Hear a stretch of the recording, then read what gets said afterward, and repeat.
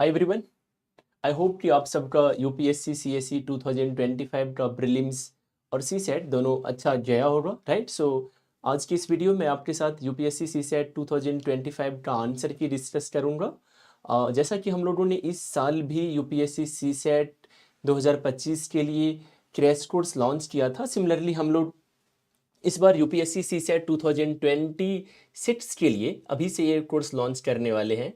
सो यदि आप सबको यूपीएससी सीसेट एग्जाम में किसी भी तरह की परेशानी हुई होगी और यदि आपको ये लग रहा होगा कि आपको बेसिक से पढ़ने की नीड है, so you should definitely join our course, ताकि आप सीसेट 2026 में काफ़ी आसानी से आप क्वालिफाई कर जाओ। ओके, सो आप देख सकते हो ये जो पहला क्वेश्चन है ये नंबर सिस्टम से है। क्या दिया हुआ है? Natural number n is such that it can be expressed as n equal to p plus Q plus r, where p q and r distinct factors of n. How many numbers below 50 have this property? So basically क्या correct answer है? Correct answer है आपका option C, means 8 numbers है। जैसे कि आप देख सकते हो 6 को आप कैसे लिख सकते हो? 1 प्लस 2 प्लस 3 लिख सकते हो। और आप देख सकते हो कि 1, 2 और 3 क्या है? 6 का डिस्टिंक्ट फैक्टर्स है। सिमिलरली आप 12 को कैसे लिख सकते हो? 2 plus 4 plus 6, right. 2 plus 4 plus 6 equal to क्या है? 12 है। और 12 क्या है?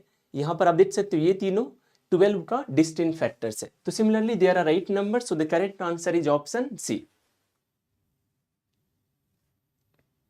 Okay, if you look at the next question, क्या दिया हुआ है? 3 prime numbers p q and r each less than 20 are such that p minus q equal to q minus r. How many distinct possible values can we get for p plus q plus r?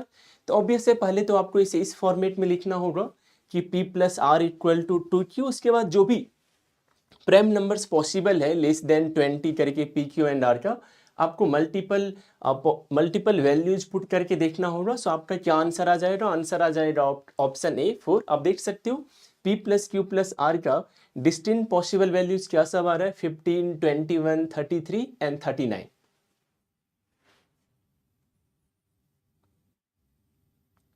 Okay, if you look at the next question, क्या पूछा जा रहा है? How many possible values of p plus Q plus r there satisfying 1 by p plus 1 by q plus 1 by r equal to 1, where p q and r natural numbers not necessarily distinct. सो इस question का answer क्या है? इस question का answer है आपका option C 3। इसका जो है सो करेक्ट आंसर है। But I will suggest you कि यदि आप सबने यूपीएससी सीसेट एग्जाम दिया है और यदि आपका इंजीनियरिंग बैकग्राउंड नहीं है, सपोज मैथ्स बैकग्राउंड नहीं है, और आपने यूपीएससी सीसेट के लिए सच में काफ़ी एफर्ट्स नहीं डाला है, you should not try to solve these questions at the beginning, क्योंकि ये आपका काफ़ी ज़्यादा टाइम कंज्यूम कर सकता है और साथ में थोड़ा सा कॉन्फिडेंस भी हैम्पर कर सकता है।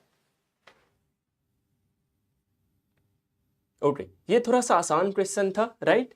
क्या है? What comes at X and Y respectively in the following sequence? So क्या है? जनवरी, जनवरी, दिसंबर, अक्टूबर, देन एक्स, देन मार्च, अक्टूबर, वाई, देन सितंबर। सो बेसिकली आपसे एक्स और वाई के प्लेस पर कौन सा मंथ आएगा आपको वो आंसर करना है, राइट। सो क्या करेक्ट आंसर है? करेक्ट आंसर है ऑप्शन बी, जुलाई एंड अप्रैल। जुलाई आएगा एक्स के बदले, अप्रैल आएगा वाई के बदले। सो यहाँ पर आप पैटर्न देख सकते हो, जनवरी के बाद जनवरी है, मीन्स क्या? ये +12 यहाँ पर हो रहा है।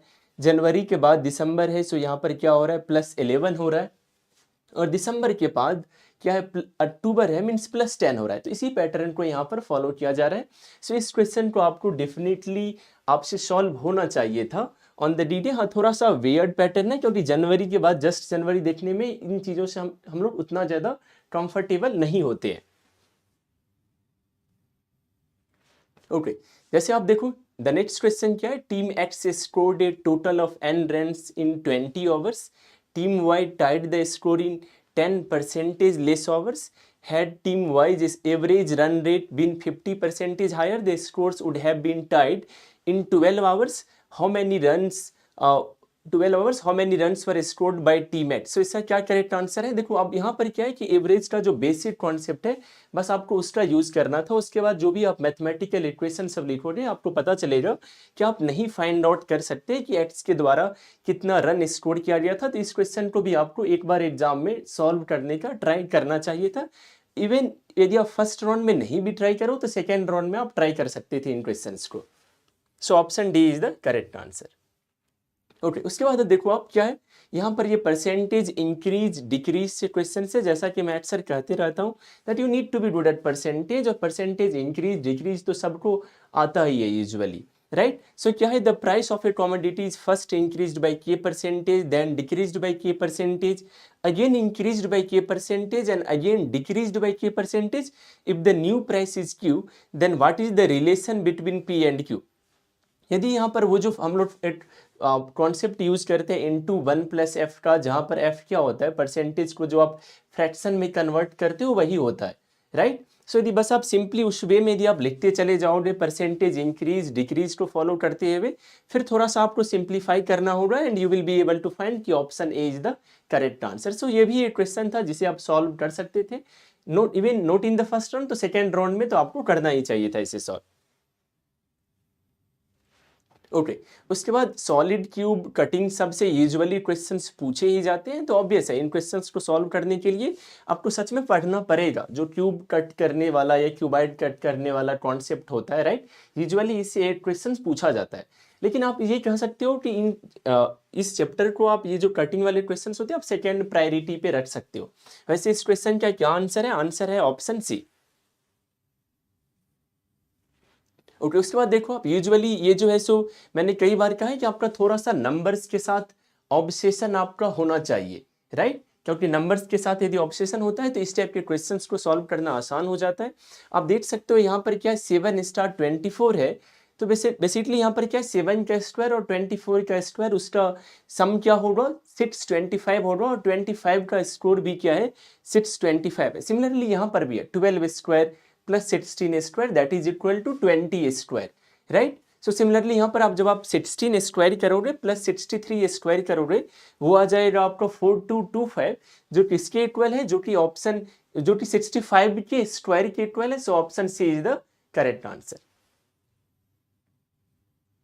उसके बाद ये जो पेट्रोल प्राइस से रिलेटेड क्वेश्चन है, अगेन इसमें परसेंटेज का यूज है। उसके बाद जो है सो पर्सन जो ट्रेवल कर रहा है उन चीज़ों से रिलेटेड है, राइट।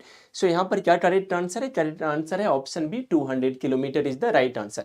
एक चीज़ और कि आज वाले इस वीडियो में मैं आपको बस आंसर बताते जा रहा हूँ, लेकिन कल मॉर्निंग में मैं डिटेल्ड आंसर लेकर के आऊँगा। अभी चूंकि हम लोग डायरेक्ट आंसर की बस इसलिए दे रहे हैं ताकि वी नो कि आपका अभी बस अल्टीमेट एम होगा कि आंसर की से अपने आंसर्स को बस मैं मैच करवा लूँ, ताकि मेरे को पता चल जाए कि सी सेट में मेरा कितना स्कोर आ रहा होगा, right. That's why we are not discussing the complete solution of any question. Okay, उसके बाद क्या है 4 digit number any such that when divided by 3, 5, 6, 9 leaves a remainder 1, 3, 4, 7 respectively, what is the smallest value of n. Usually मैंने कहा है कि LCM HCF से questions पूछा ही जाता है। इस टाइप के क्वेश्चंस को सॉल्व करने के लिए आपको एलसीएम का थोड़ा सा कॉन्सेप्ट अप्लाई करना होता है। लेकिन मैंने आपको कई बार ये भी बताया है कि इस टाइप के क्वेश्चन में एक और बेनिफिट ये होता है कि यदि भले ही आप एलसीएम के कॉन्सेप्ट सबका नहीं भी यूज कर पाओ, तो आप यहाँ पर ऑप्शंस के द्वारा भी इस टाइप के क्वेश्चन को सॉल्व कर सकते हो। So option C is the correct answer. उसके बाद इनइक्वालिटीज से यूजुअली एक क्वेश्चन पूछा जाता है यूपीएससी सी सेट में।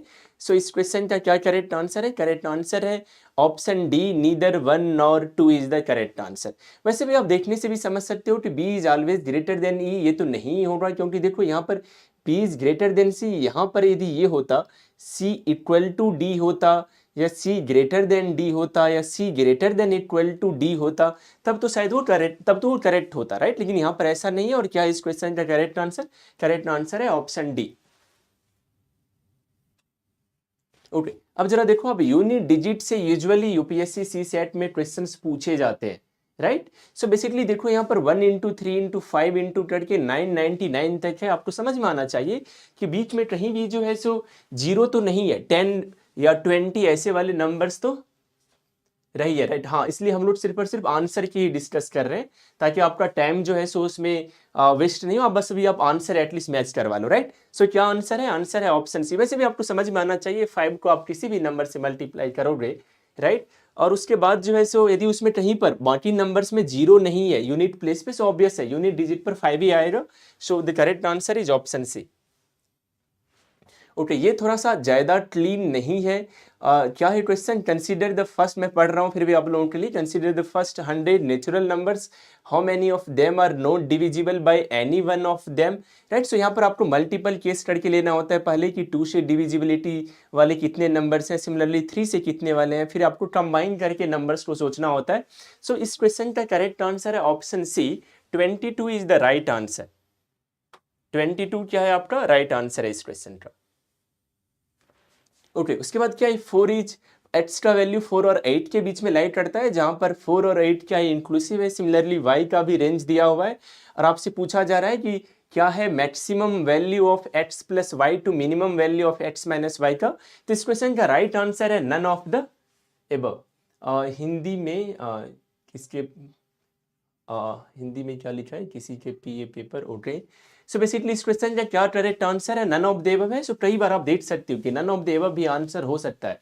यूजुअली हम लोग कॉन्फिडेंट नहीं होते, खुद पर भरोसा नहीं कर पाते हैं none of the above answer mark करने के टाइम में, बट इस क्वेश्चन का क्या करेक्ट आंसर है, करेक्ट आंसर है नन ऑफ द एबव। उसके बाद अगेन आप देखो प्राइम नंबर्स, जैसा कि मैं आपको अक्सर कहता हूं कि प्राइम नंबर्स आपको याद होनी चाहिए एटलीस्ट 1 to 100 तक का, कि क्या क्या प्राइम नंबर्स होते हैं, राइट। सो बेसिकली क्या है, let both p and k be prime number such that p square plus k is also a prime number less than 30, what is the number of possible values of k। So इस question का correct answer क्या है, correct answer है option B.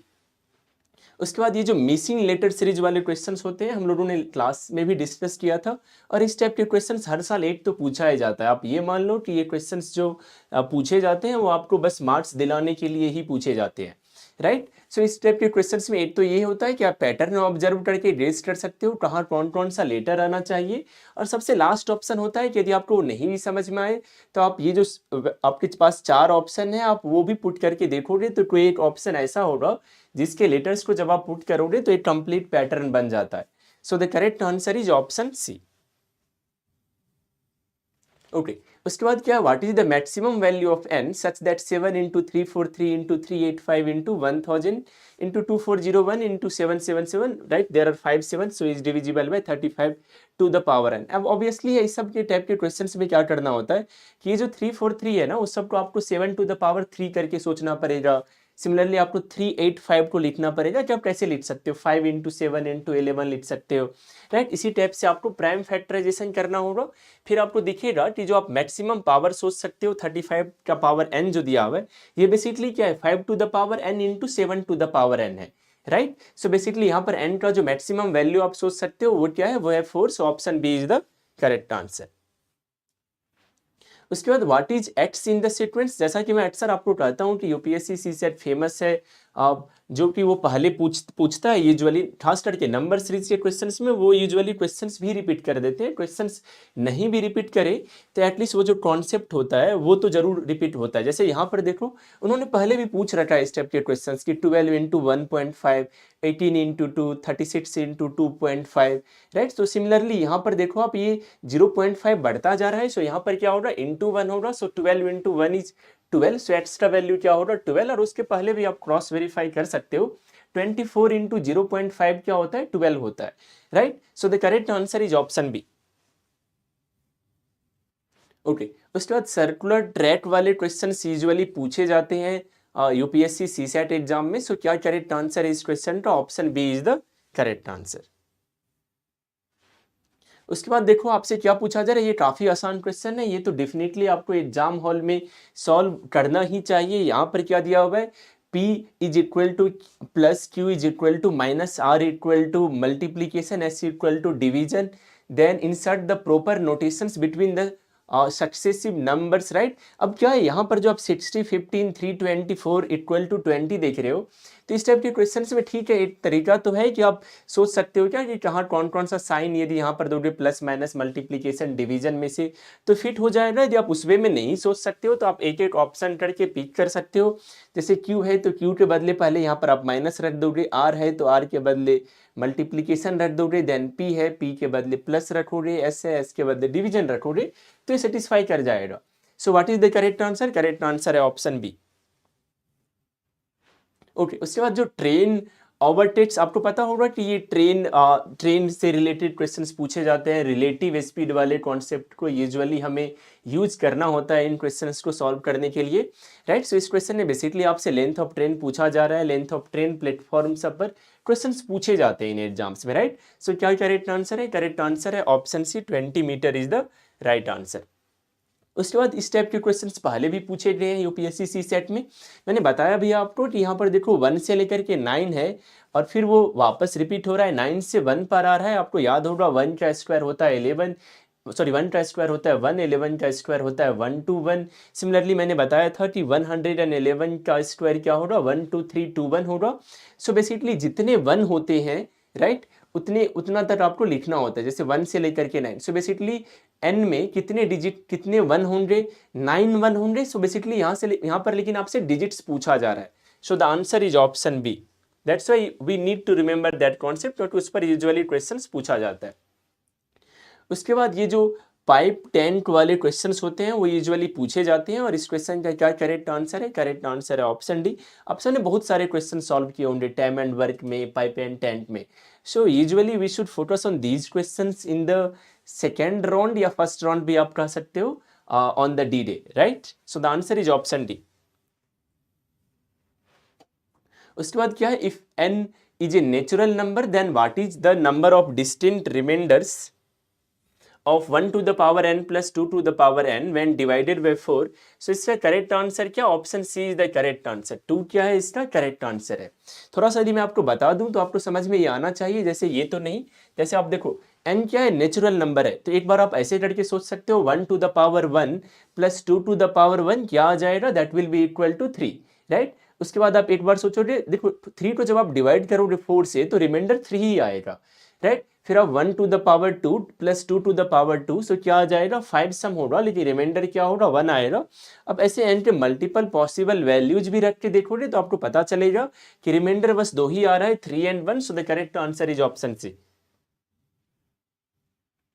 Okay, उसके बाद the next question is again related to number system. अब इस type के क्वेश्चंस में आपके पास एज क्या होता है? देखो यहाँ पर क्या दिया? p equal to Q Q Q B A 3 digit number. So अब क्या है यहाँ पर? हाँ, जैसे आप देखो यहाँ पर यदि 111 भी करके रखोगे ना, क्यू, ये जो क्यू के बदले आप 1 रख दोगे तो 111 एंड 481 का एचसीएफ पूछा जाएगा, जो क्या है? जो है 37। So the correct answer is option C, that is 37। उसके बाद what is the 489th digit in the number? आप सबने एपी में यूजुअली इस टाइप के क्वेश्चन सॉल्व किया होगा, जैसे देखो 1 से लेकर के 9 है, देन 10 11 12 सब टड़के है, ऐसे टड़के 99 तक जाएगा, राइट, 2 डिजिट वाले में। फिर ये 3 डिजिट में एंट्री करेगा, 100 101 102, ऐसे करके आपने क्वेश्चन सॉल्व किया होगा। क्या है इस क्वेश्चन का correct answer? Correct answer option D. इन क्वेश्चंस में आपको क्या करना होता है? जैसे 1 to 9 में 9 डिजिट है, फिर आपको 10 से 99 में टोटल 90 नंबर्स है, जो 90 इंटू 2 इज 180, ऐसे करके आप सोच सकते हो, right. So the correct answer is option D. उसके बाद इस क्वेश्चन को डेफिनेटली मैं कल बहुत अच्छे से एक्सप्लेन करूंगा, अभी बस मैं आपको आंसर बता दे रहा हूँ। आंसर है option A, who stole the mobile phone, P stole the mobile phone. इसमें जो भी, चूंकि ये क्लियर है कि only one of them is guilty है, सबका रिस्पॉन्स दिया हुआ है, तो सबके रिस्पॉन्स को आपको क्रिटिकली जो है सो इंटरप्रेट करना होगा, then you will be able to find out कि who stole the mobile phone. So P stole the mobile phone. So option A is the correct answer. उसके बाद अगेन ये जो टीम पॉइंट से रिलेटेड क्वेश्चंस पूछे जाते हैं इन exams में, सो इस क्वेश्चन का क्या करेक्ट आंसर है? करेक्ट आंसर है option C, both 1 and 2 are correct. उसके बाद अगेन ब्लड रिलेशन से क्वेश्चन पूछा ही जाता है। आप फैमिली ट्री क्रिएट कर सकते हो, जैसा कि यहाँ पर आप देख सकते हो, जो दिया हुआ P is the brother of Q and R, तो ऐसे करके आप फैमिली ट्री क्रिएट कर सकते हो। बट आपको पता चलेगा कि we don't know the gender of Q, we don't know the gender of R, right. So इस क्वेश्चन का क्या करेक्ट आंसर आ जाएगा? ओनली 4 जो है सो इसमें आपके पास 6 स्टेटमेंट्स दिए गए हैं, जिसमें से 4 करेक्ट हैं, 1 3 4 एंड 6 क्या है? करेक्ट है। So the answer is option C. उसके बाद यहाँ पर जो दिया हुआ है नो इज कोडेड एज 210, आपको पता है कि जब आप इस टाइप के क्वेश्चंस को सॉल्व करते हो एक बार के लिए, तो आप सोचते ही हो कि एन के इंग्लिश अल्फाबेट में क्या पोजीशन है, ओके इंग्लिश अल्फ़ाबेट में क्या पोजीशन है। सो बेसिकली यहाँ पर क्या पैटर्न है, 14 इंटू 15 इज इक्वल टू 210, यहाँ पर 14 into 15 into 20 that is equal to 4200, right. तो यही पैटर्न यहाँ पर फॉलो किया गया है, और नोट्स को यदि आप उस सेम कोडिंग पैटर्न में कोड करोगे तो option A is the correct answer. Okay अब ये जो है France is coded as this one and Germany is coded as this one, then ये मेन कैसे कोड किया जाएगा। कई बार क्या होता है कि आप एफ सोचते हो कि एफ के इंग्लिश अल्फाबेट में पोजीशन है 6, फिर आप सोचते हो आर, फिर आर के लिए आप सोचते हो कि ओके आर तो 18 पर आता है लेकिन यहाँ तो 5 लिखा हुआ है, तो पता नहीं कौन सा पैटर्न है। लेकिन ये बहुत आसान था। इसमें क्या है कि आपको सिंपली इस वे में इंटरप्रेट करना है कि एफ के लिए क्या लिखा हुआ है, 6 लिखा हुआ है, आर के लिए क्या लिखा हुआ है, 5 लिखा हुआ है, राइट। ई के लिए क्या लिखा हुआ है, 1 लिखा हुआ है, ई के लिए 1 लिखा हुआ है, मतलब जो भी लेटर है उसके कॉरेस्पॉन्डिंग में जो नंबर दिख रहा है आपका वही उसका कोड है, right. So the correct answer is option C correct नहीं है, option D is the correct answer. जैसे आप देख सकते हो एम का कोड क्या है, 8 है। सो क्या करेक्ट आंसर है, करेक्ट आंसर है ऑप्शन डी। ओके अब यहाँ पर क्या है कि अगेन नंबर सिस्टम से क्वेश्चन है। जैसे आपको एक स्टेटमेंट दिख रहा होगा P is thrice T, so basically T को एक बार आप 1 सोचोगे, P फिर 3 हो जाएगा, T 2 सोचोगे, फिर P 6 हो जाएगा, फिर T 3 हो जाएगा, तो P 9 हो जाएगा। लेकिन 5 डिजिट नंबर है, means P Q R S T क्या है, सारे के सारे सिंगल डिजिट नंबर्स हैं, राइट। सो आपको बेसिकली ये जो 3 पेयर आपको दिख रहा है उसके बाद आपको मल्टीपल पॉसिबल वैल्यू सोचना होगा। उस तरीके से यू विल फाइंड दैट कि 4 option B is the correct answer. Okay time and work से यूजुअली क्वेश्चंस पूछे जाते हैं यूपीएससी सी सेट में। ये भी आसान सा ही क्वेश्चन है क्योंकि आपको दिया हुआ है एट्स and complete 1/3 of a certain work in 6 days. तो आप फाइंड आउट कर सकते हो कि एक्स के लिए 18 आ जाएगा, वाई के लिए 24, जेड के लिए 16 आ जाएगा। फिर जो दिया हुआ है आप सिंपली फॉलो करोगे। What is the correct answer, correct answer is option B, 4 is the correct answer.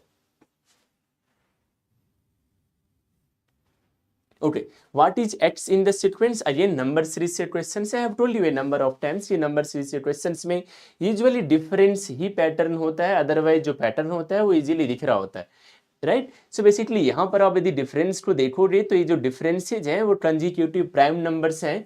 So 18 + 11 is 29, so x equal to 29, so option C is the correct answer.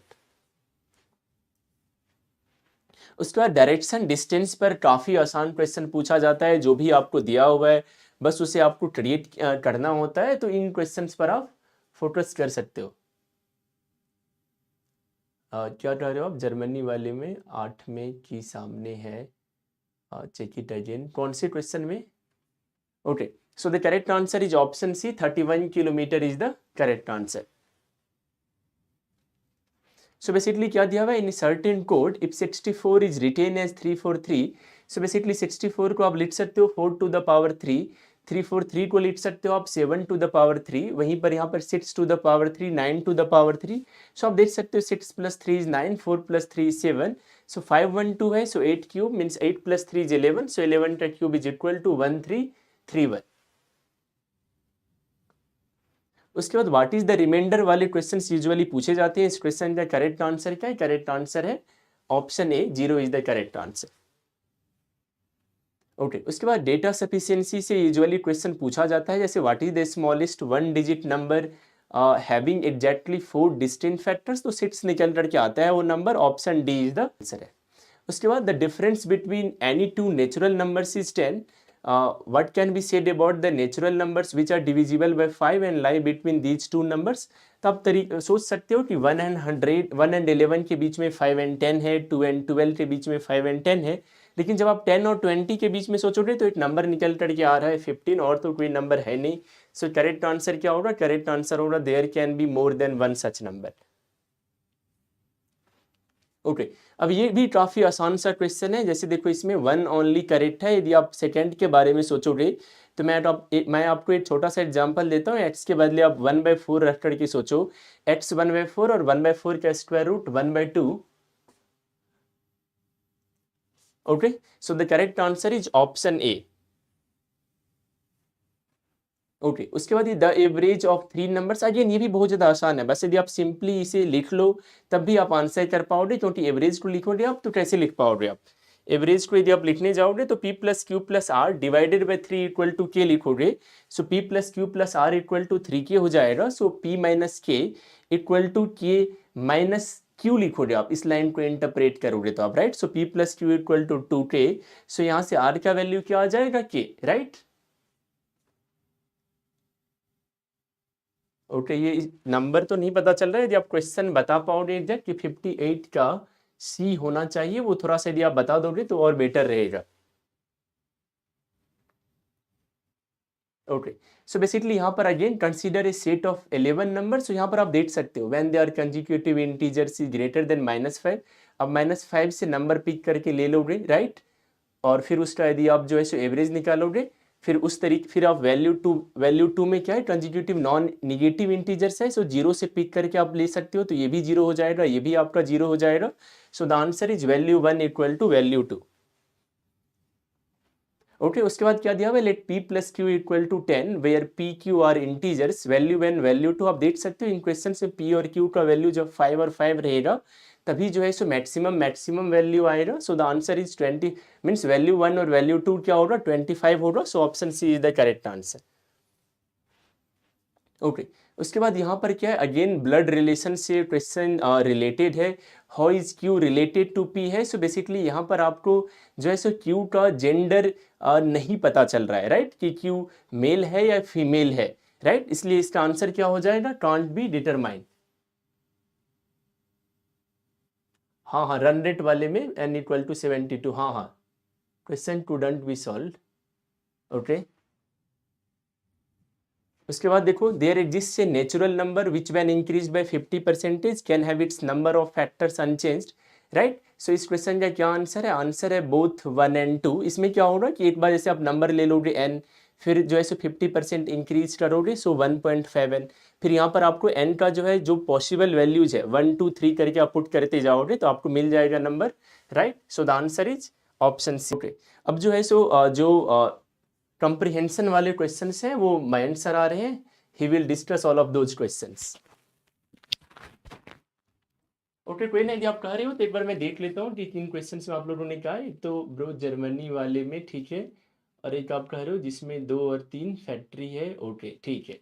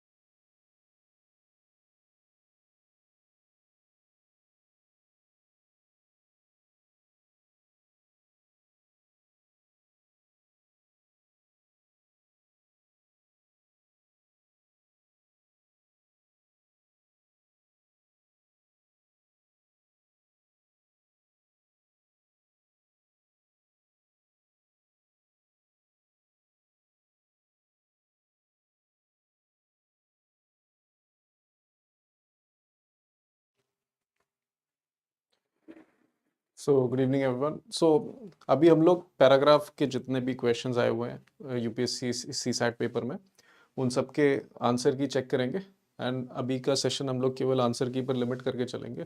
Detailed explanation आपका tomorrow we'll release, ठीक है। तो सबसे पहले start करते हैं,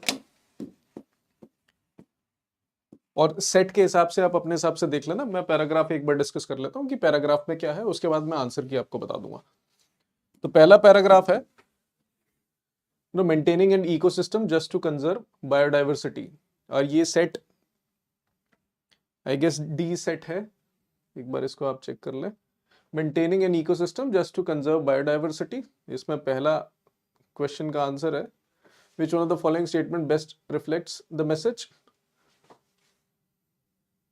the correct answer over here is C, कि sustenance of livelihood and degradation of ecosystem while being together exacerbate one another leading to conflicts and imbalance।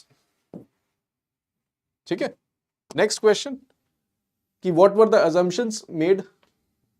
No country needs to depend on ecosystem to boost national income, this is incorrect। resource rich countries need to share this resources, इसके बारे में sharing of resources के बारे में paragraph में mention नहीं किया था, so that is also incorrect, so D is the correct answer। दूसरा पैसेज जिसमें हिस्ट्री ऑफ रिन्यूएबल एनर्जी और पाथ बेस्ड डेवलपमेंट की बात करी गई थी, path dependent development of renewable energy, तो उसमें पहले क्वेश्चन की इसमें मैसेज क्या दे रहा है पैसेज, इसमें पहले क्वेश्चन का आंसर है डी, कि timing plays a crucial role in case of green technology, क्योंकि अगर आप यहाँ पे देखेंगे कि moving early led to increase development और late led to chaotic transition, तो वो बहुत ज्यादा इंपॉर्टेंट है फॉर ग्रीन टेक्नोलॉजी। और अगर हम assumptions की बात करेंगे, path dependent will eventually most likely benefit growth and if other green technologies follow, तो मोस्ट लाइकली दोनों के केस में तो दोनों करेक्ट आंसर, ठीक है। सो फोर्थ का correct answer is C. Similarly अब हम दूसरे क्वेश्चन पे आ जाते हैं कि each state present challenges of their own, तो क्लाइमेट चेंज का इंपैक्ट हर एक स्टेट पर अलग अलग पड़ेगा, तो उस वाले क्वेश्चन में what is the message given by the passage. इसमें देखो आइडिया पैराग्राफ बेस्ड क्वेश्चंस में ये रहता है कि आप ऑप्शंस देख के उनको एलिमिनेट इजीली कर सकते हो, है ना। तो आप ऑप्शंस इसमें क्लियरली देखेंगे तो आपको extreme options you can easily eliminate, कि mitigation and adaptation to address climate change is essentially the responsibility of each state, India is too diverse to implement any effective strategy, ये सब गलत है। तो correct answer in this case is 11th का D, कि India needs to formulate effective climate change mitigation strategies at state और region level, because हर एक स्टेट अपना अलग अलग दिक्कतें हैं उसमें। फिर assumptions क्या क्या इंक्लूड किए, green energy production can be linked to climate change mitigation which is correct, क्योंकि ऊपर विंड एनर्जी के बारे में मेंशन किया। फिर दूसरा है कि effects of climate change are much more severe in coastal and mountainous region. अगर केवल पैसेज पर लिमिट हम लोग करेंगे तो पैसेज में सिवियरिटी की बात नहीं करी गई है, पैसेज में केवल इतना बताया गया कि हर एक रीजन में अलग अलग दिक्कतें हैं, यूनिक दिक्कतें, तो किसी एक चीज को मच मोर सिवियर बोलना this is not true as per passage, so 12th का A is the correct answer. फिर अगला पैराग्राफ आ जाता है सोशल इनइक्वालिटी का, ठीक है, सोशल इनइक्वालिटी और सोशल और ओवरऑल इनसिक्योरिटी। तो इस पैराग्राफ में what is the message by the author, तो इसमें करेक्ट आंसर है डी, कि insecurity more than poverty is the main economic issue that government policies must address, क्योंकि आप यहां देखिए सामने लिखा हुआ insecurity more than poverty is the most actually felt economic problem. फिर assumptions इसमें क्या मेंटेन किए कि people above poverty line are also prone to suffer from anxiety, correct, eradication of poverty can result in peace and social equality, passage के हिसाब से ऐसी कोई गारंटी नहीं है कि आप पॉवर्टी हटा दोगे तो कोई क्राइम ही नहीं होगा, तो that is not correct, so A is the correct answer. फिर अगले पैराग्राफ पे आ जाते हैं, and this paragraph was about agriculture sector and its development. तो इसमें मैसेज क्या दे रखा है, अगर आप आंसर चेक करेंगे the correct answer is A, कि the benefit of economic reforms percolate down more slowly to the agriculture sector than in other sector, तो according to this passage this is the most correct answer. फिर दूसरी चीज है with reference to the passage which of the following assumptions have been made. अब इन दोनों चीजों के बारे में पैराग्राफ में कुछ स्पेसिफिकली मेंशन नहीं किया गया है, on the basis of UPSC's statement free insurance for all crop heavily subsidized और developed countries, ये सारी चीजें कुछ मेंशन नहीं करी है और इंडियन रियलिटीज के हिसाब से भी ये ठीक नहीं है, तो we do not consider them correct option, तो हमारे हिसाब से the best और correct option for this answer is D. Neither assumptions are correct.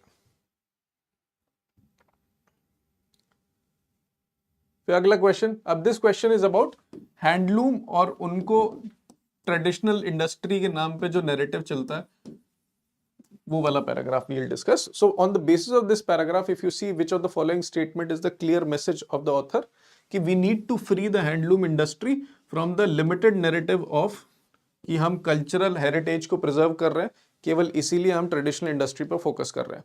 उनको थोड़ा कुछ और तरीके से हमको ब्रांडिंग करनी पड़ेगी. सो this is the key message of the passage. So A is the correct answer 23. Next is there is no need for state to involved in any manner in the handloom sector. Incorrect. Handloom products are no longer appealing and attractive. This is also incorrect. बात केवल उसकी है कि केवल traditional sense में आप उसको promote ना करें, और भी तरीके से करें. सो 24D is the correct answer. अब अगला question was about, even though paragraph आपको क्लियरली सभी से दिख नहीं रहा होगा, बट मैं आपको बता दूं, the idea was in our country regulate teaching और लर्निंग के इवोल्यूशन की बात की गई थी. सो टीचिंग और लर्निंग वाला जो पैराग्राफ है जिसमें टीचिंग और हायर एजुकेशन की learning that should move towards much more critical thinking, वो वाला पैराग्राफ है. तो उस पैराग्राफ के बेसिस पे जो पहला क्वेश्चन है कि what is the clear message, तो इसमें करेक्ट आंसर है कि classroom needs to be reimagined and teaching needs to be reinvented, which is also as per paragraph. तो 31 का करेक्ट आंसर क्या है? डी. अब इसके assumptions की बात कर लेते हैं. Assumptions में क्या बोला है कि higher education is a constantly evolving subject that needs to be aligned towards new development, which is correct. In our country sufficient funds are not allocated. ऐसा कुछ नहीं लिखा है इस पैराग्राफ में, तो दूसरा assumption हम वैसे भी नहीं मानेंगे. So 32A is the correct answer. तो even inference भी नहीं है. क्लियरली स्टेटमेंट तो इज वन थिंग, ठीक है, कोई ऐसा आर्ग्यूमेंट भी नहीं दिया जो इस अजम्पशंस को वैलिडेट कर पाए. फिर next is the inequality in population growth related to consumption of animal products. और फिर उसके बाद जितना भी प्रोटीन इंटेक और फैट परसेंटेज इंटेक वाला जो पैराग्राफ है उसमें मेन आइडिया क्या है, अगर आप इसमें ध्यान से देखेंगे तो main idea is that 33B is the correct answer, कि animal based food is far less effective than grain plant based in terms of production and utilization. So this is the first. फिर दूसरा है कि the food manufacturing and processing industries in every country should align their objectives and processes in accordance with changing needs of societies, and wealthier societies tend to incur greater loss of calories of food materials due to indirect utilization of agriculture produce.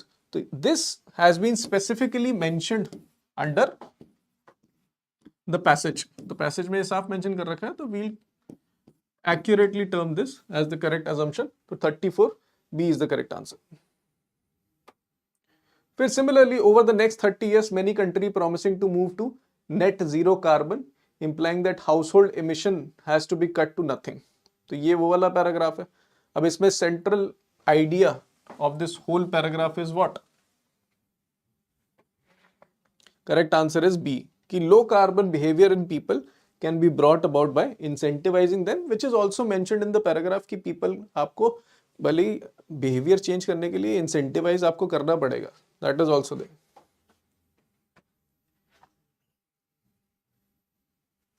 फिर assumptions कौन कौन से correct है? If you see supply side investments in companies can result in low carbon behavior in people, which is also mentioned in the passage, or people are not capable of adapting low carbon behavior without involvement of government and companies. This is incorrect, क्योंकि कुछ तो अपने and से कर लेंगे लेकिन आधा काम आपको करना पड़ेगा. कंप्लीटली आप लोगों को ऐसा नहीं बोल सकते कि बिना सपोर्ट के वो अपना बिहेवियर चेंज नहीं करेंगे. तो 42A is the correct answer. फिर in 50 years the world's consumption of raw material, तो ये सर्कुलर इकोनॉमी वाला जो पैराग्राफ था जिसमें रॉ मटेरियल बैटरी का जो कंजम्पशन होता है उसका रिसाइकलिंग बिल्कुल कम हो रहा है, less than 9%. This is that paragraph. तो उस पैराग्राफ में मेन आइडिया क्या चीज है?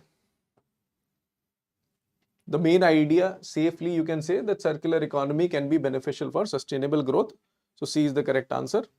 और assumptions के context में अगर आप देखें तो automobile factories are example of circular economy, will not take it fully, ये स्टेटमेंट आप फुली नहीं ले सकते क्योंकि सर्कुलर इकोनॉमी इफेक्टिवली ये लोग कर नहीं रहे। Economic growth is compatible with circular use of mineral resources, that is correct assumption, so 44B is the correct answer। फिर दूसरा paragraph, it is hard to predict how changes in climate and atmosphere affect the prevalence and violence of agriculture disease. तो ये agriculture disease वाली बात है। तो इस वाले पैराग्राफ में अगर आप सेंट्रल आइडिया चेक करेंगे तो इसमें करेक्ट आंसर क्या है? सो करेक्ट आंसर इज 51 का B. Are total dependence on genetically honed crops entail possible food insecurity. ठीक है, केवल जेनेटिकली फूड पे अगर आप डिपेंडेंट रहेंगे तो फूड इनसिक्योरिटी होने के चांसेस बहुत ज्यादा हैं, क्योंकि अगर कोई नई तरीके की डिसीज आ गई तो आपके जो जेनेटिकली बने हुए क्रॉप्स हैं वो खराब हो जाने हैं। अब इसमें assumptions अगर आप चेक करेंगे तो global climate change can result in migration of several plant diseases to new areas, correct. Scientific understanding of wild relatives of our present crops would enable us to strengthen food security, correct.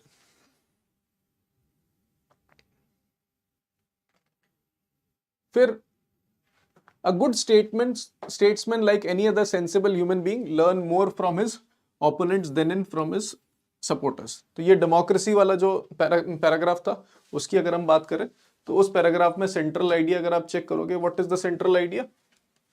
तो पहली चीज है कि without opposition parties the administration as a democracy gets to become more responsible. ये तो गलत है क्योंकि रिस्पॉन्सिबल ऑपोजिशन होनी चाहिए। दूसरा, democracy needs to have revolutionaries, ये भी गलत है। Rulers in democracy need the support of opposition for their political survival, not correct. In a democracy opposition is indispensable for balance of political power and good governance, so this is correct.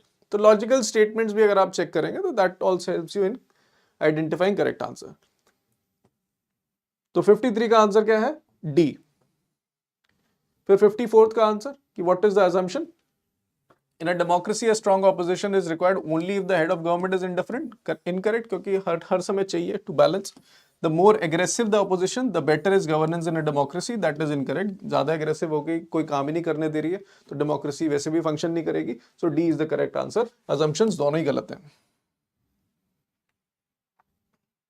फिर 61st question, अब ये paragraph क्या है? Corporate capitalism की बात है कि corporate capitalism democracy को कैसे स्ट्रेंथन करता है और कैसे उसको हेल्प करता है to also do economic growth. तो उस बेसिस पे सेंट्रल आइडिया क्या है? What is the central idea? Central idea is a, that corporate capitalism is important for economic growth of a state and also for a democracy.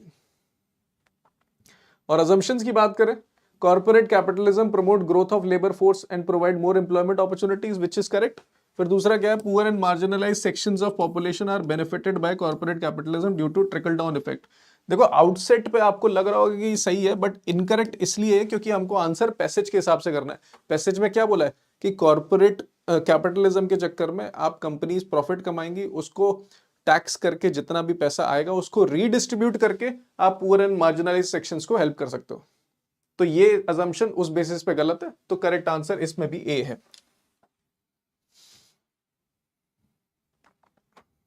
फिर अगला paragraph, फिर ये single question वाले paragraph है, इसको भी खत्म करके, a single number for inflation is aggregate across different commodities, वो वाला इन्फ्लेशन वाला पैराग्राफ है। तो इसमें करेक्ट आंसर क्या है? 71st का करेक्ट आंसर इज बी, कि present calculation of inflation rate does not correctly measure price rise of individual item commodity.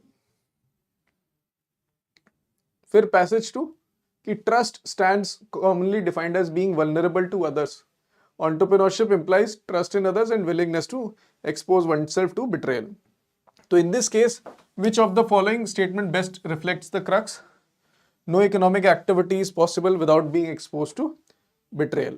और देखो ये इनकरेक्ट इसलिए है, C statement is incorrect, even though आपको यहां लग रहा होगा यहां पर केवल एक चीज के बारे में लिखा हुआ है, entrepreneurship implies trust in others and willingness to expose oneself to betrayal. सारी इकोनॉमिक एक्टिविटी के बारे में नहीं बोला है, तो ये ऑप्शन आपका इनकरेक्ट है। Correct answer is trust is important though it entails risk, so D is correct answer over here. ठीक है, सो 72 का answer D. So this is all from our side. आप ये सारे क्वेश्चंस एक बार चेक कर ले, ठीक है? और if you have any other question feel free to ask, otherwise will wind up the session.